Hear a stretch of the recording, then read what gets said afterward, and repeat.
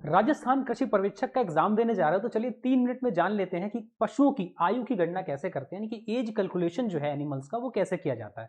तो 4 मेथड होते हैं एज को कैलकुलेट करने के। सबसे पहले उसकी शरीर की दशा देखकर, यानी उसकी बॉडी को देखकर आप पता लगा सकते हैं। उसके खुर जो हूफ होते हैं उनको देखकर आप पता लगा सकते हैं। थर्ड वन इज उनके जो सींग होते हैं, जो हॉर्न होते हैं, उन सींगों को देखकर पता लगाते हैं। और चौथा और सबसे बेस्ट मेथड जो है वो है टीथ को देखकर या दांतों को देखकर पता लगाना। तो शरीर की बात करेंगे तो शरीर की दशा, चमकदार त्वचा है या सींग की आकृति थोड़ी सी शाइनिंग है, मजबूत शरीर है, आंखें चमकदार हैं जैसे कि यंग लोगों में होती हैं, तो जो है उस पशु की आयु पता लगती है कि यंग है। अगर ये सब ऐसे नहीं है तो लगता है कि पशु जो है ओल्ड हो गया। उसका स्वभाव, उसकी वर्किंग कैपेसिटी, उसकी कार्य क्षमता कैसी है, वो काम काम करने में अगर लेजी है या फिर नहीं ज्यादा बोझा ढो पा रहा है तो इसका मतलब वो पशु बूढ़ा हो चुका है।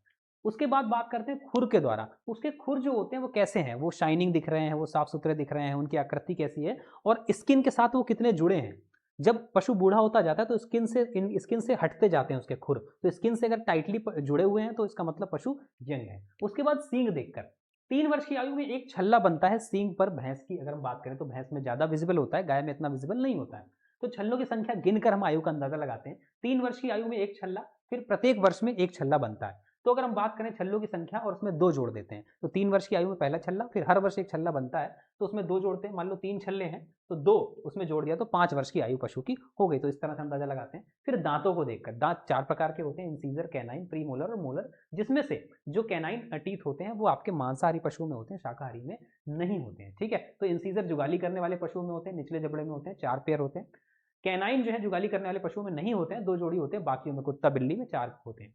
प्री मोलर जो है दोनों जबड़ों में होते हैं, 6 पेयर होते हैं, यानी कि 12 होते हैं। और मोलर जो है ये दोनों जबड़ों में होते हैं, दोनों तरफ 6 पेयर होते हैं, अभी भी 12 होते हैं। ठीक है, डेंटल फॉर्मूला यहाँ पर आपको दे रखा है, इससे आप जो है अस्थायी दांतों की संख्या और स्थायी दांतों की संख्या निकाल सकते हैं। जैसे अस्थायी 20 और स्थायी संख्या कितनी होती है, 32 होती है।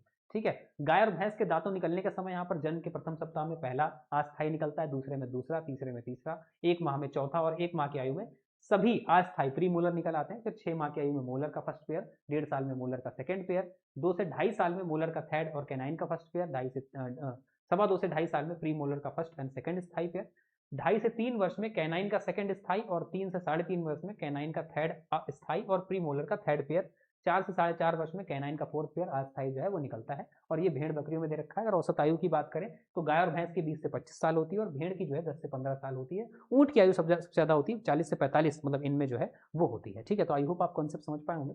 मिलते हैं आपसे नेक्स्ट शॉर्ट में नेक्स्ट कंसेप्ट के साथ। तब तक के लिए सब्सक्राइब करिए एग्रीकल्चर अड्डा 24/7 को, ताकि ऐसे ही इंफॉर्मेटिव वीडियोस आप तक पहुंचते रहें। जय हिंद।